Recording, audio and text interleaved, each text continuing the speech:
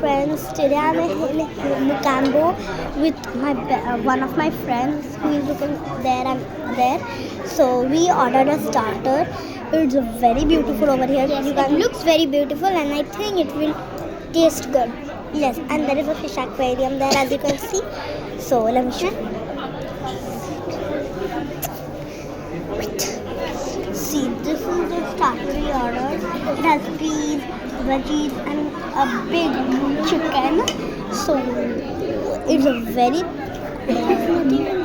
good, I guess. And it has nothing inside it. It only has oil. Like it's very tasty, I guess. So I'll give you the review later on. And bye. I don't think it will taste good because it has nothing inside it, and it's fully empty. And I don't know how it will taste. Bye.